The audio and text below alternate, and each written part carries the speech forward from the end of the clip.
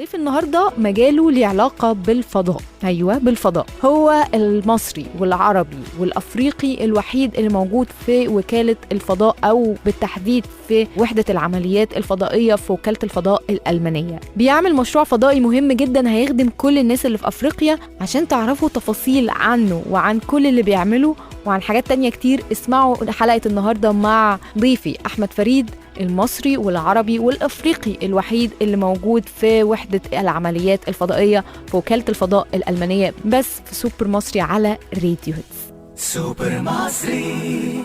ميرسي جدا على ان انا موجود معاكم النهارده في البرنامج. ميرسي ليك. اول حاجه مع اي ضيف بيكون موجود معانا بنقول له اصلك المصري منين، اصولك منين، محافظه ايه، من منطقه ايه، اتولدت فين مثلا، يعني نعرف كده اكتر انت جاي من انهي منطقه. الاصل المصري منين؟ اصل المصري من عند النيل، بعيد شويه. انا من مصر الجديده هليوبلس، ومولود هناك ومتربي برضه هناك.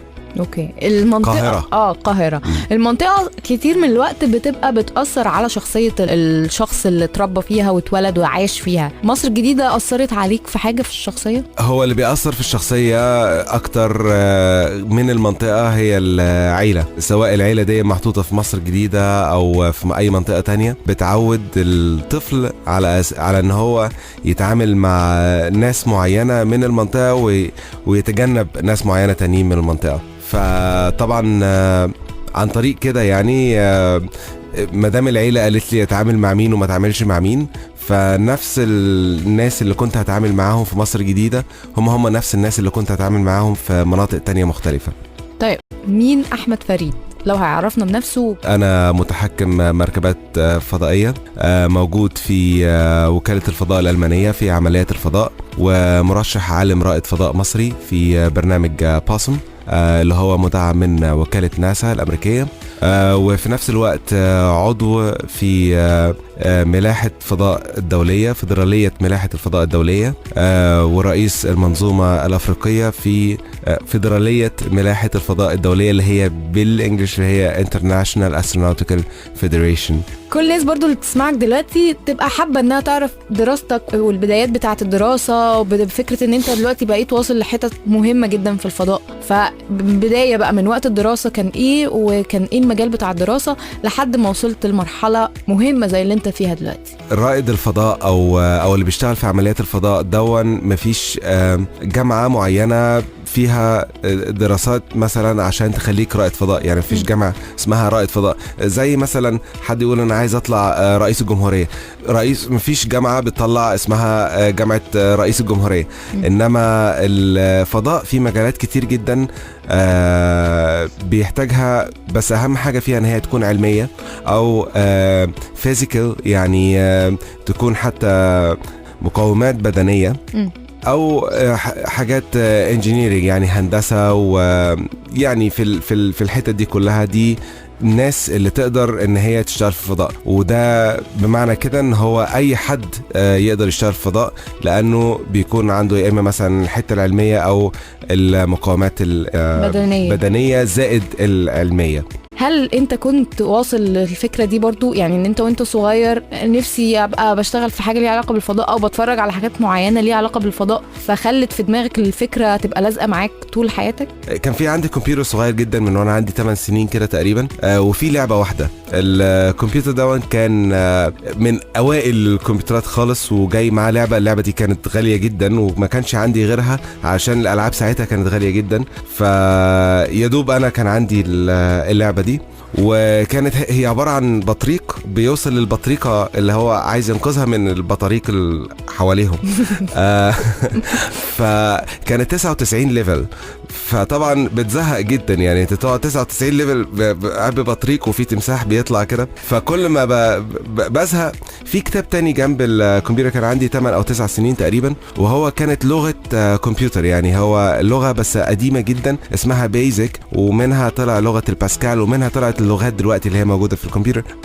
الكتاب ده انا مسكته وخدت الكودز بتاعته، وبدأت بقى ان انا انقل الكود من على الكتاب احطه على الكمبيوتر لغايه ما عملت انا نفسي لقيت في ساعتها برضو كان في لعبه تانية اللي هي الضفدع اللي بيعدي الشارع وفي عربيات بتروح وتيجي، فانا عملت الجرافيك بتاع الضفدع وبتاع العربيات اللي بتروح وتيجي من الكودز اللي موجوده في الكتاب وانا في السن دون.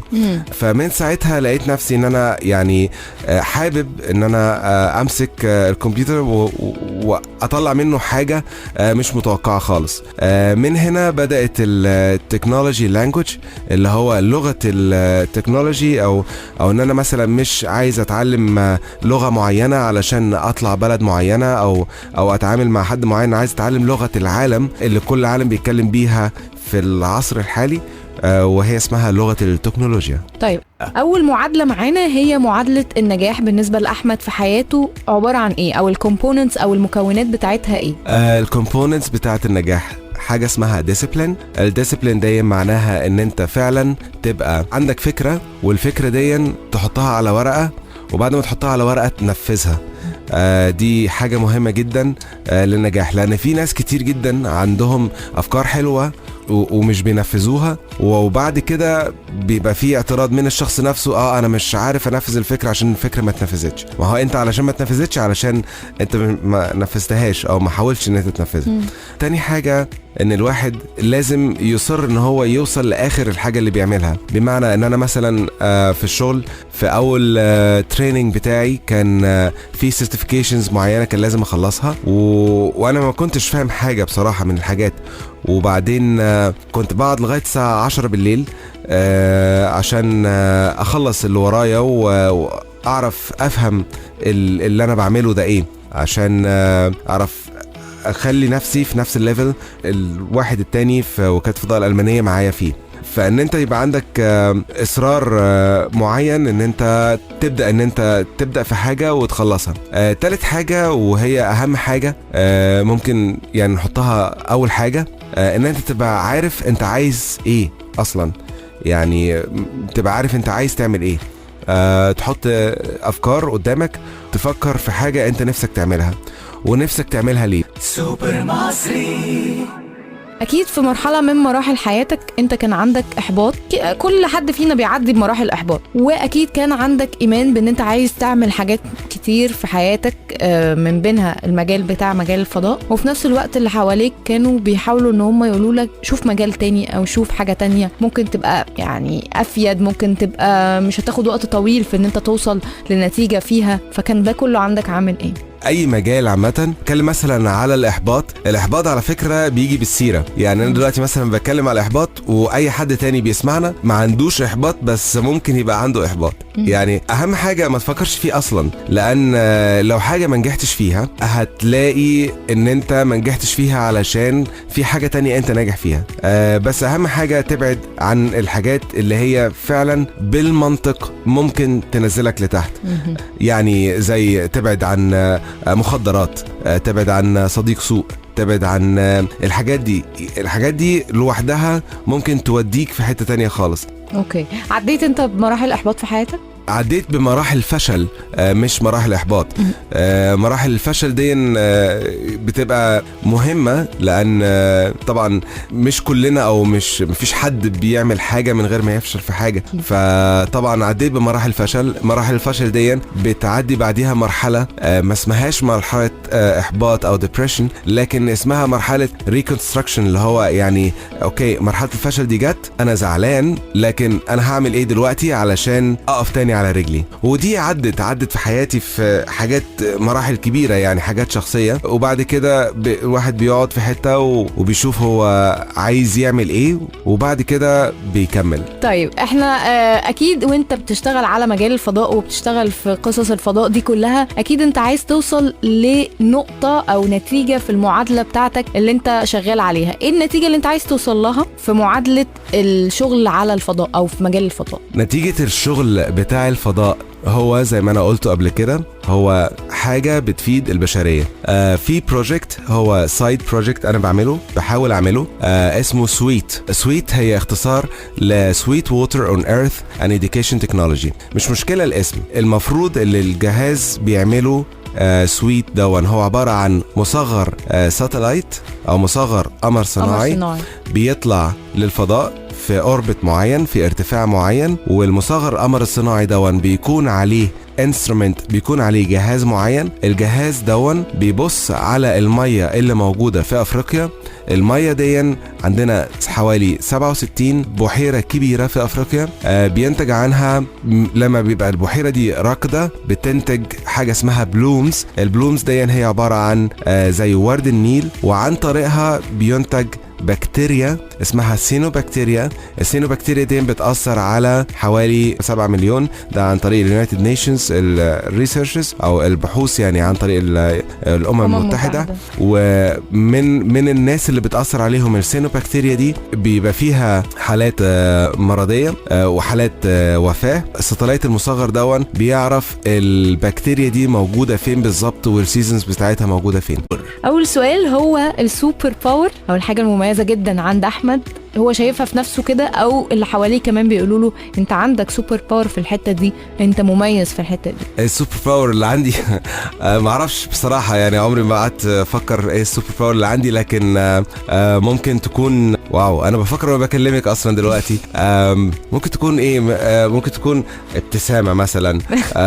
ممكن تكون بوزيتيف انرجي، بحب احطها في المكان. برغم ان هو بيتكلم في حاجات ممكن تبان للناس شويه صعبه، بس انا فعلا مستمتعه بكل الروح اللي هو حاططها في الاستوديو عندنا. طب حلو جدا. بس هو ده الحاجات دي في حياه اي حد فينا بيكون في ناس سوبر، بيبقى الواحد بيبقى دايما عايز يقول لهم شكرا ان انتوا موجودين في حياتي، شكرا ان انتوا لو بكلمه لو بموقف وقفتوا فيه جنبي، ساعدتوني ساندتوني في حاجه، تبقى عايز تقول لهم شكرا. مين الناس السوبر في حياتك؟